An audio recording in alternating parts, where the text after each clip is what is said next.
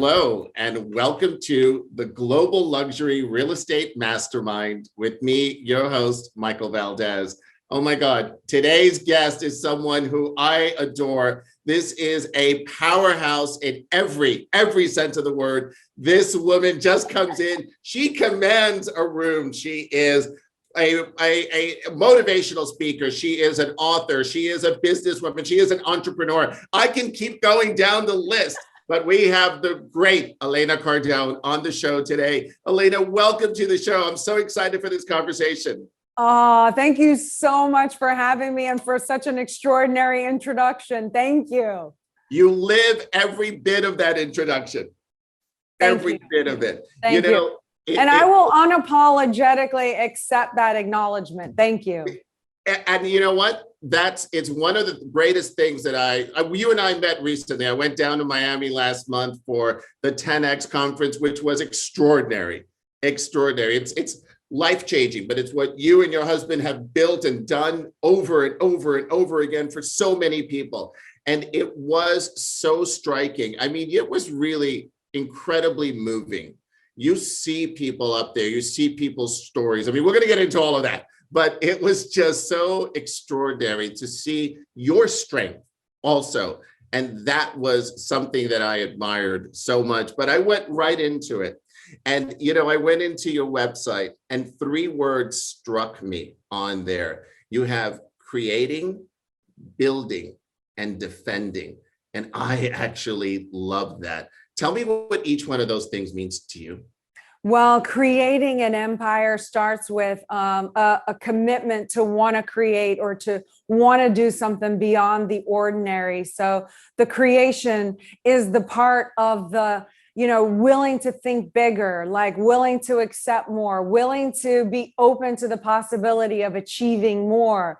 And, it sounds easy to do, but actually once confronted with it and being confronted with all the people around you that are comfortable being okay with normal, when you actually have to go out and face these people, it does present more of a challenge. So you do have to be willing to create something that is going to be outside of the understanding of most of the people around you.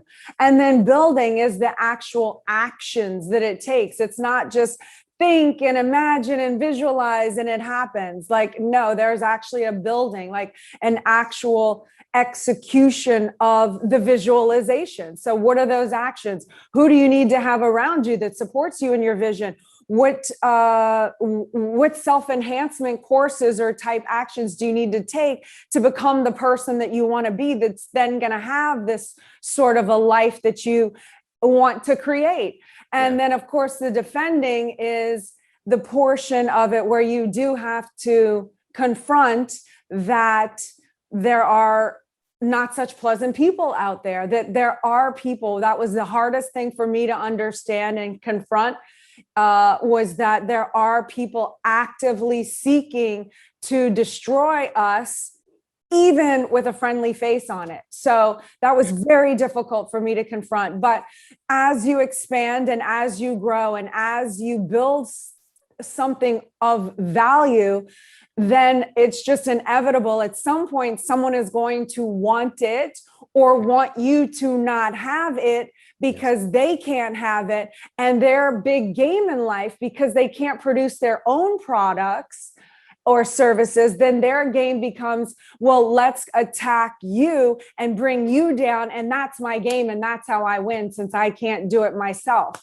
So defending is just being able to have the assets and the resources of the protection that you need to continue to expand and grow and be viable. And, and that's powerful. And we're going to get back to defending in a little bit in this interview because it's powerful. But you know what? I remember something that I walked away from, which was incredible. It was success is your duty. Just think about that for a second. The power of that statement. It's your duty. What do you need to do to get there? It's your responsibility, right? That's a powerful statement.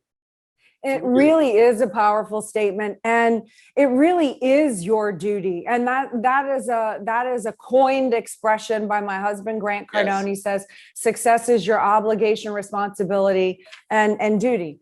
And here's the thing. Like, if everyone was taking the responsibility of becoming a success, not just in their careers, but in their marriage and with their friendships and with their community or with their church or religion or whatever, like the people that are on point and actually going toward and achieving success, those are not the people that are trying to tear down anyone else because they're too busy trying to build their creation. And that's what makes you happy in life, is being successful and going for a goal and winning. And that is not greedy to achieve that. Actually, you becoming successful and sharing your products and services with me, and you can solve a problem for me, and I could be benefited from something that you created. You're actually not being greedy. You're actually taking the responsibility for me so that I can have a better life. Because of having known you. It's the people that don't make success their duty, who don't care, who withhold themselves from the population and then hate themselves and then act out or whatever. Those are the people that are really kind of I think, the greedy ones, because they're not allowing me to exchange with them or to have a piece of them, like to be able to share with. So they're kind of stopping the flow of kind of how I think it should work on this planet. You know what I always say? It's not selfish, it's selfless. It is. Because you're sharing with others, right? And that's exactly it. And that is it. And a lot of times people from the sidelines that are not actively playing in the game of life on a big enough level. To their magnitude, they can sit there and be critical or judge someone in a position like we've put ourselves in, but they don't realize the amount of selflessness that it does take to be open, to be transparent, to share, to be so accessible, to running 15 companies, and they think, oh, they're entitled, or they're this, or they're that, or they're, like they want to make assumptions. Again, it's to justify them not doing enough. And you did the first 2 steps of creating and building. Exactly. Right. That didn't just happen. Creating and building, a lot of action, just happen. A lot of sacrifices. Yeah. I say build an empire, how to have it all. And you can have it all. But what people have to understand is that will come with sacrifice. Of course. What are you willing to give up in order to be where you want to go? Yes. And you will have to give up something, whether it's dinner dates with your girlfriends that isn't producing anything, but just that, or sacrificing friends or fancy dinners or fancy clothes or fancy cars or whatever in order to pay the price today so that you can pay any price in the future. I love that. That's so true. All right, now take me back. So you were a very successful actress and model. How did the transition happen to the persona that is before me today of Elena Cardone? What was that transition? Well, that transition was very difficult because I moved to Los Angeles from New Orleans at 17. Wow. I knew no one. I was this very strong, independent woman. Or so I thought. I thought I had to do everything on my own. I couldn't, for sure, I couldn't have any sort of dependency on a man for anything. And so I was an actress and I was successful, not to the level where, no one knows my name as an actress, but, I bought a house, I had cars, wow. I was in my early 20s. I was successful for that age. Right. And so in 2008, I was married to Grant. I was still operating as this independent woman. You're not going to tell me what to do. I'm the boss. Like, we were vying for these power positions. We had been married for 4 years in 2008, 4 years. And we were each creating on our own things, but then coming home and I was still vying for this power position, like this male female kind of thing. Like I had to be this independent woman. I couldn't let women around the world down and no man was going to control me. I was like really nutso, but yet I'm married. You see, I wouldn't even cook them a meal because I was like, I'm not a kitchen. Like I'm not, like I was crazy. But anyway, 2008 came. There were no acting jobs. And let's face it, I'm not a Meryl Streep. You know, I'm very open and real of what my strengths and weaknesses are. I wasn't Meryl Streep. There was no offers to go play opposite Tom Cruise or Johnny Depp. I'm pregnant with our first child. The economy collapses. Grant's business, as he knows it, is over. No one's knocking on my door for, you know, pregnant actress role.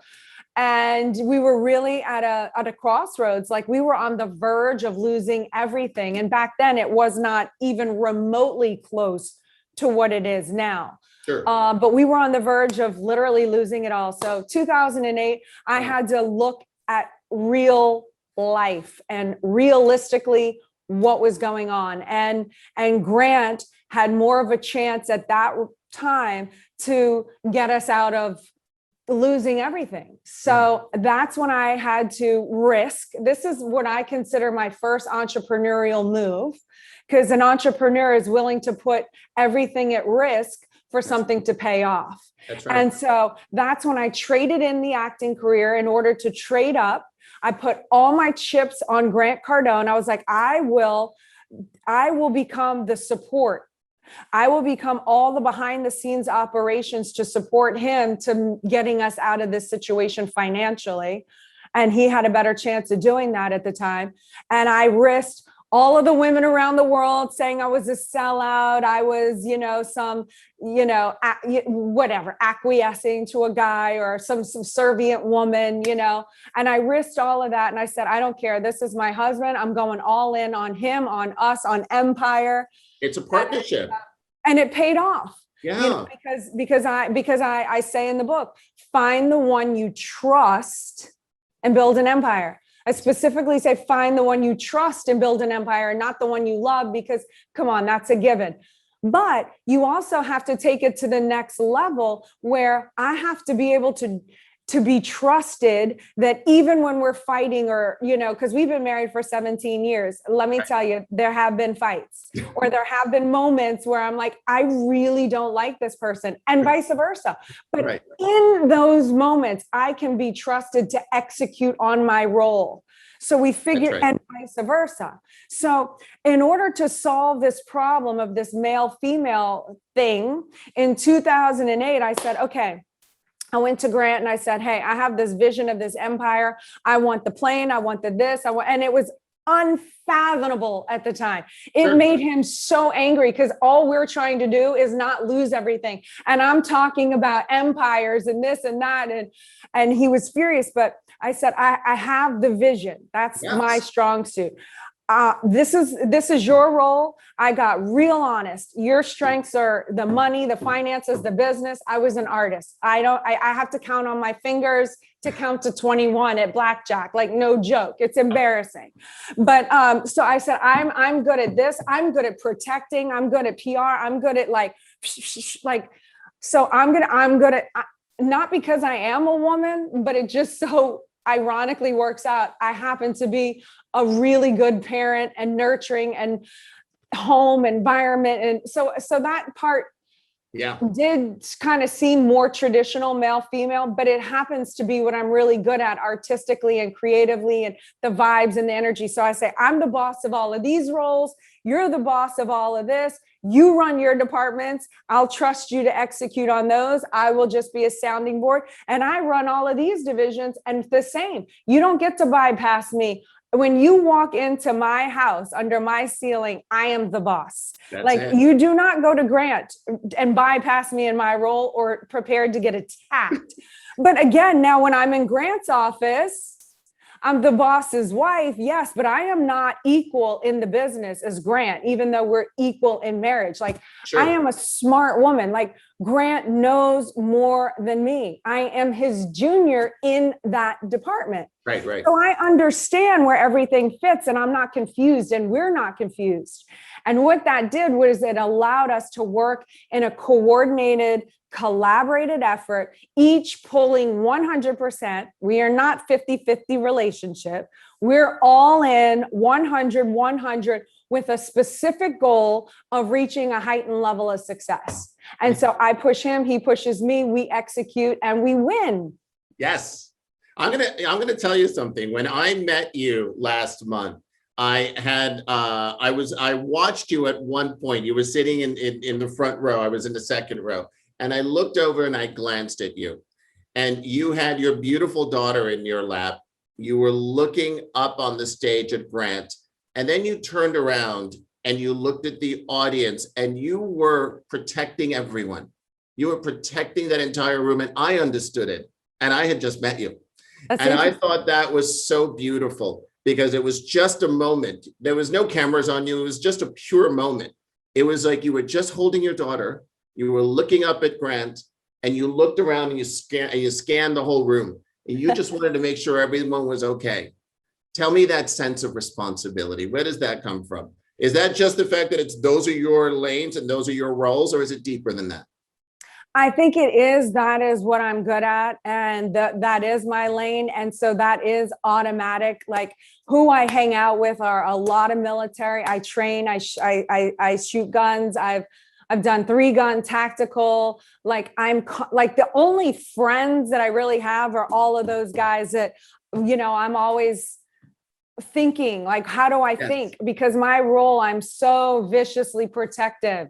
Like, I'm always looking, how can I protect Grant? How can I protect the office? How can I protect the kids? Like, that's in my nature. So I'm always scanning. I always have a plan.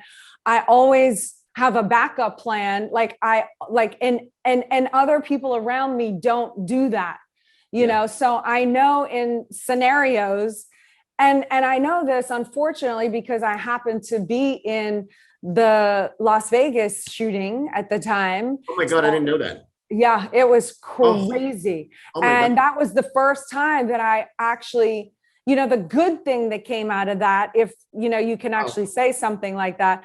But the good thing that came out of that for me was, before then, I never knew what I would do or how I would act. I only had it up in my head. Sure. But when that opportunity, again, it's so weird to kind of talk about it like this, but objectively speaking, when that situation presented itself, and how I went on automatic and how I ran everyone into like a safe quarters. And just, my point is, and I calmed everyone down, the women that were crying and the thing, and I made everyone have a plan, and we had this, and I staged the whole thing. And this is what's going to happen if this person comes in this door with this thing, and so what I mean by all of that was, I got to meet who I am in situations, and the training really does kick in. And so, yeah, that's just one of my strengths, so in dallying up who does what,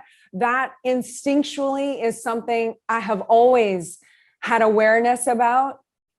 And so I just assume that responsibility because it comes naturally to me, and I'm gifted in that area. I am not gifted in accounting. I am gifted in knowing how to think, predict, avoid, take action, lead a group. I'm very certain and confident in high stressful situations. Even while my hands are shaking, I can still function above average in those type situations. You're the lioness, and anyone who's in your tribe, you're going to protect. For sure.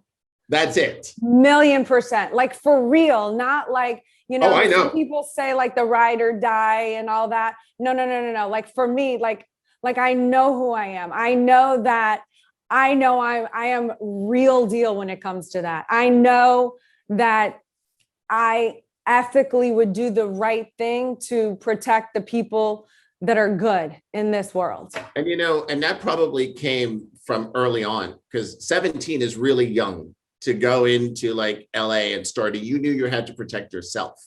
Yeah. Do you know what I mean? So it's almost like that starts really early. I want to ask you about discipline, because you mentioned about some of the shooting, but you're actually being very humble. You're actually a competitive sharpshooter. And that actually comes, I did some research, and that actually comes with a lot of discipline.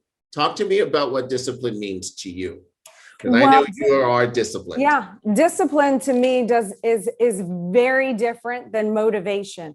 Discipline to me is doing it anyway. Discipline to me is very contrarian to what we're conditioned to believe in society, which is really exploring these feelings and the feelings and the feelings.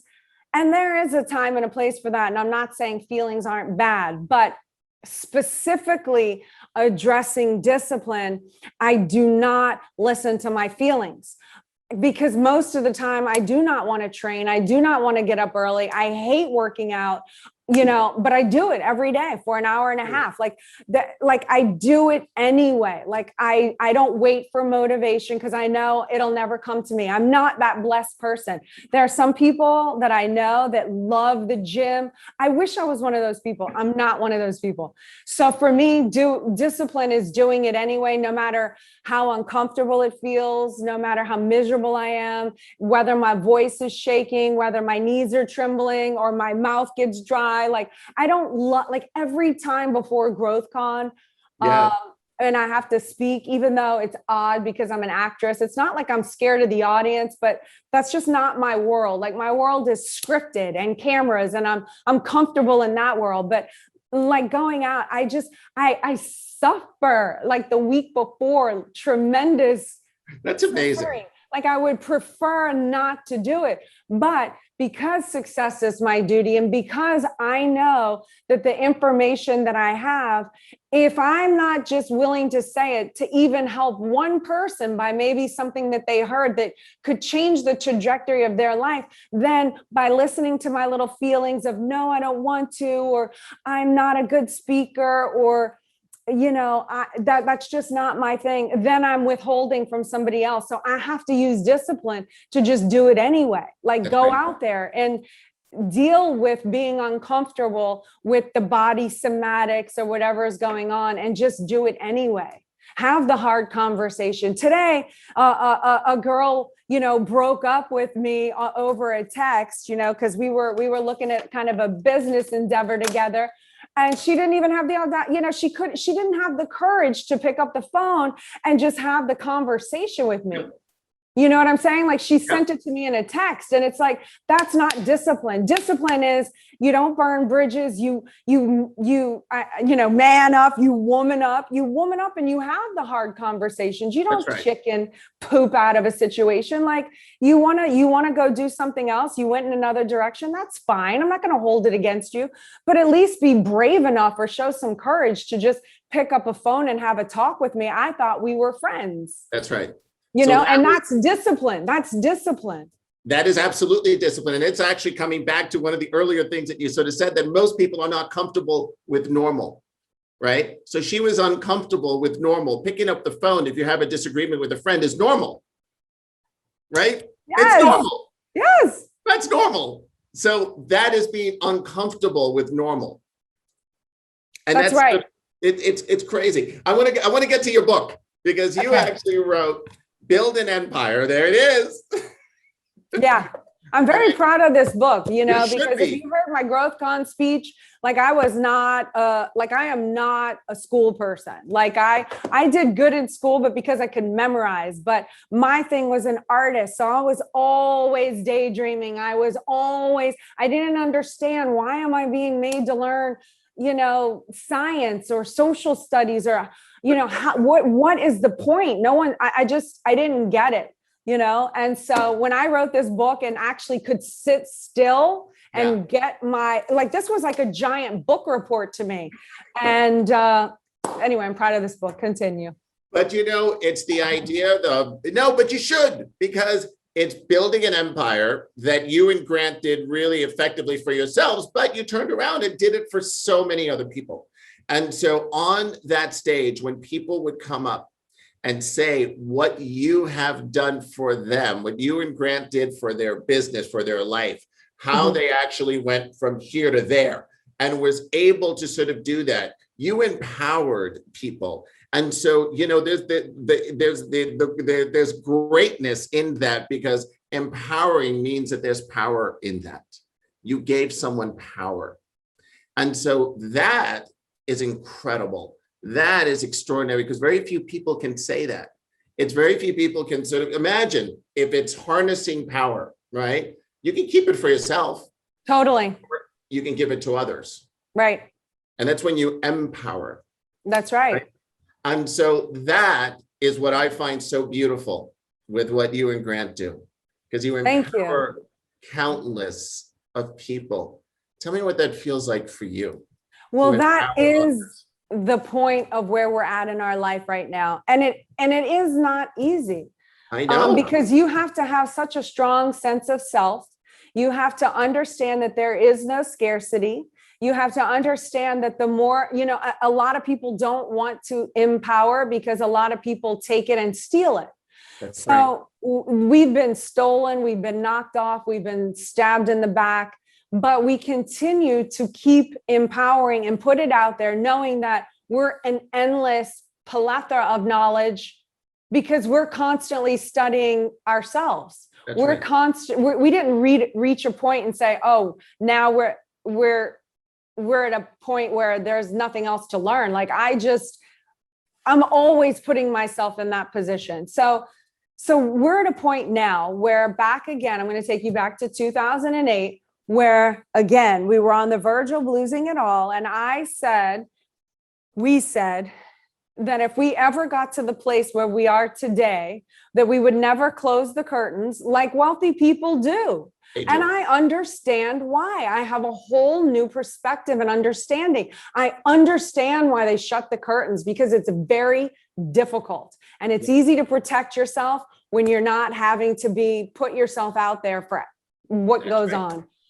So I understand it, but we said, if we make it to this point, it is our responsibility. These two kids, I call myself a kid here, Grant and myself, these two kids from Louisiana, he's from Lake Charles, I'm from New Orleans. If we can do it, then we know all of our people, you know, all the people just like us that like weren't supposed to make it.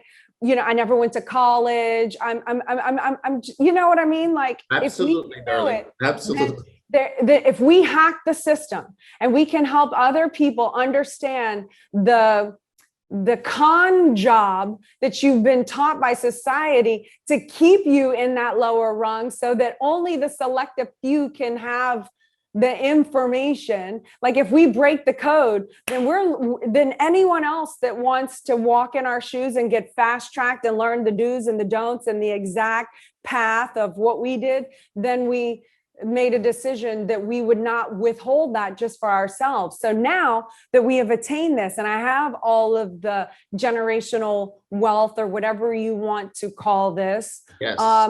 And those things are important, you know, to have trophies. You know, I have a plane, I have 2 helicopters, I have a beautiful place to live. I can travel and stay anywhere in the world. I can buy Chanel. I can, you know, all of these things that were fantasies for me. They're important because they solidify and validate all the sacrifices and all the choices that I made, or we made. When I say me, I mean we, but all the right choices that we've made, and all the right choices that we've made by avoiding all the bad decisions and the bad people. So those are validations. However, those things don't make me me. Those are just things that I get to enjoy in this life.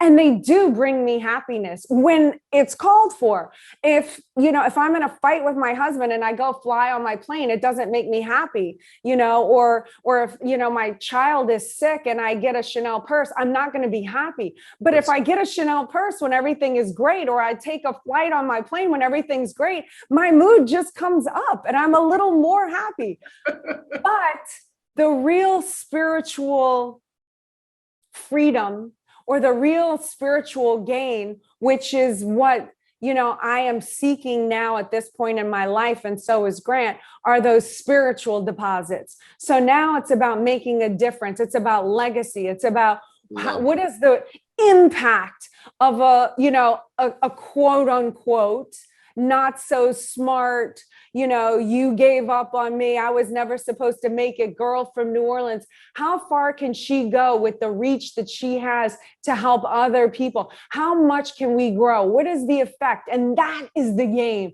That makes me happy. Like, I can ride on my plane, but my plane doesn't give me that. Yeah. My plane gives me comfort of not having to take my shoes off in an airport, Yeah. but it doesn't give me spiritual deposits in my universe. So let's stay on that for a moment, because what you have built, and it's sort of like, and it goes back to that idea of empowering others, right? But then you also got to a certain level of great success here, but it's not like what you just said. You didn't close the curtains. You not only opened the curtains to show others, but now you have incredible philanthropic efforts that you're doing. Talk to me a little bit about that, because that's also such a beautiful thing that you and Grant are doing. Well, Grant started, and of course I'm supporting him in this, but this was really his creation, and his baby is the Grant Cardone Foundation, because he grew up without a father. His father wasn't, his father passed away when he was 10. And so he,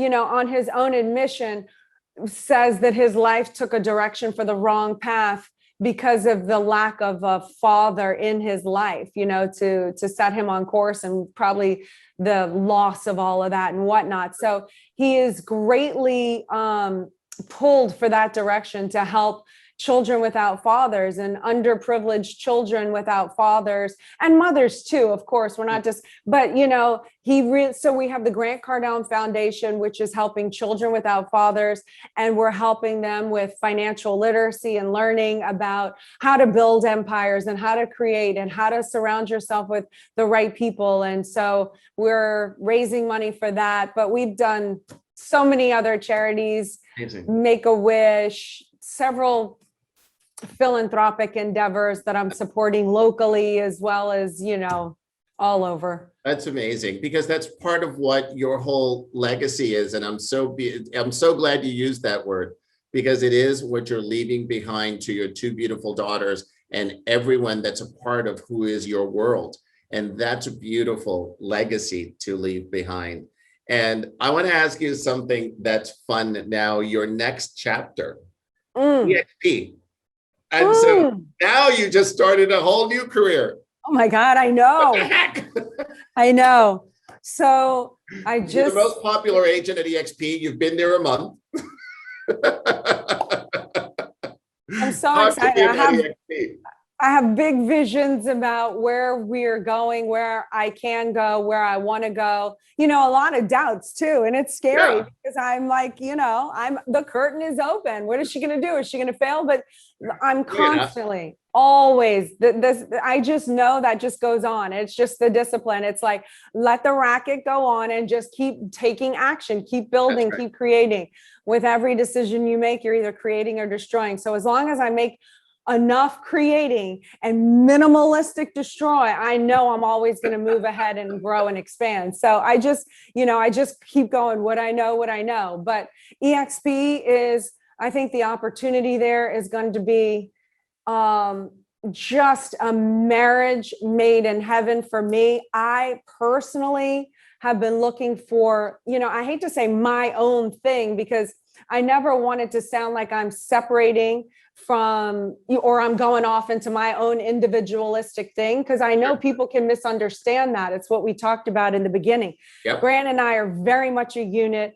He's the one that, I kind of ended up getting involved in this in the first place, because he and Glenn Sanford, that's right, work out an agreement and a deal, and they needed a realtor. So I raised my hand because, why not? I'm an asset. I contribute. I was like, I can do the course. But then I learned about all the other opportunities, and what you don't know maybe is that I have been looking for the correct marriage for me At this point in my life, I am interested in being the woman behind the entire like force of people. I want to be what I was for Grant, but for everyone, helping them reach the heightened level of success and building that empire. So with this opportunity at EXP, it aligned perfectly. I'm like, wait a minute, I can lead the world's largest real estate team. I can help develop and create, this whole 10X family, EXP family. And just, so it's like, for me, it was a no-brainer. And now I'm going to learn the whole sales side. And what I plan on developing on that side is just, it's going to be global. It's going to be huge and amazing. And it's a We've already started talking about some global opportunities. I'm talking about global opportunities, major global opportunities. Yes. And, it's just another avenue for us to be able to reach more. I want global. I when you have no money, and I've had no money, I've been to the point where I could not afford a Starbucks.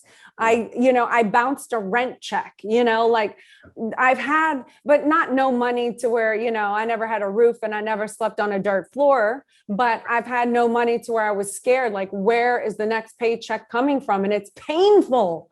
Yeah. So once, and when you're in that phase of when you can't take care of your own self, you can't think about taking care of anybody else. That's right.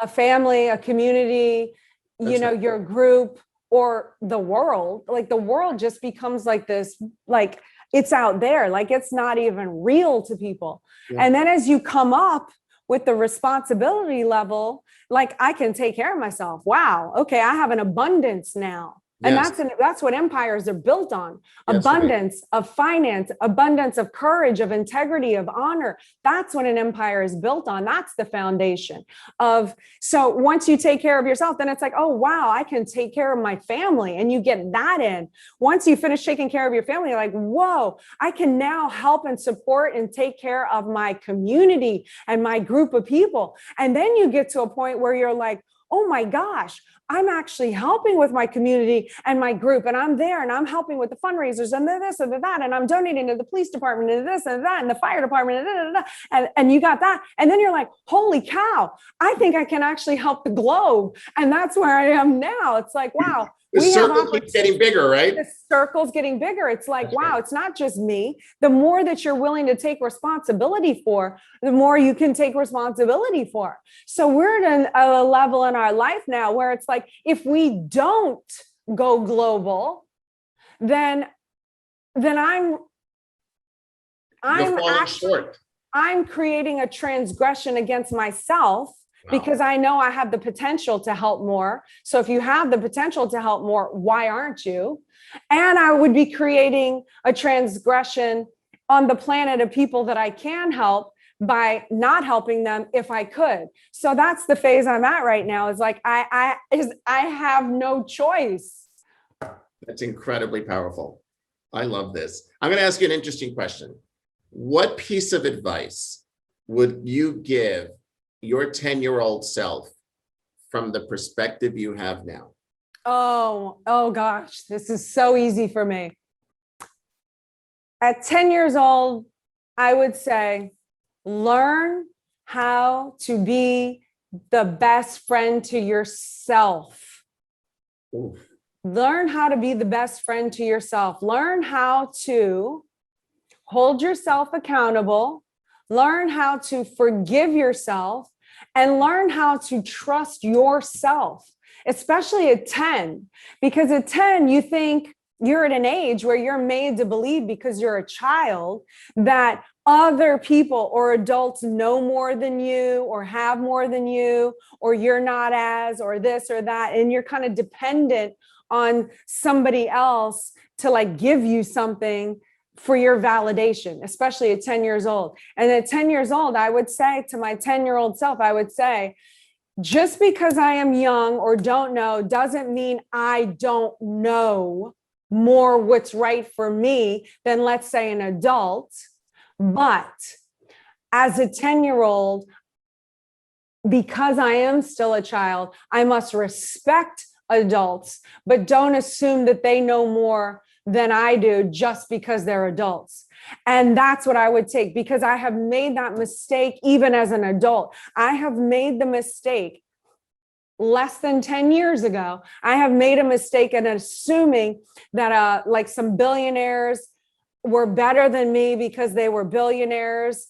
And we weren't even close to it at that point. And if we hooked up with them, and I compromised our integrity by ignoring all of the red flags that came along with them, and I compromised our integrity and our worth because they were billionaires and they had built the business and so I gave them more power than I knew we had.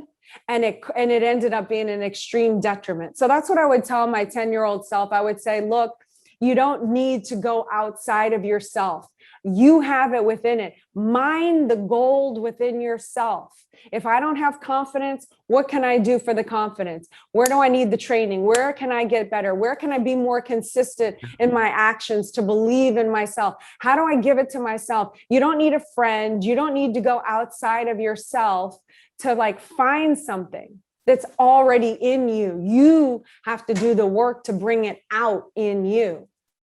Yeah, there's probably countless people that are going to hear this that probably needed to hear just that. So that's pretty amazing. Thank you. And I spent way too many years beating myself up. And what I do to myself or used to do to myself inside my own head was so vicious and so evil. And I would never treat a friend that way. And one day I had that realization. Why don't I treat myself as good as I do my friends? My friends, I would never talk to like that. My friends, I would say, okay, knock it off. Okay, you can learn from this experience. How can you get better? But why are you beating? Like, I wouldn't let my friends treat themselves like that. Right. You would talk them out of it. Yes, of course. And then that's when I said, you know what? I'm done. I'm going to be my own best friend. I love that. What's the greatest lesson you ever learned in your career?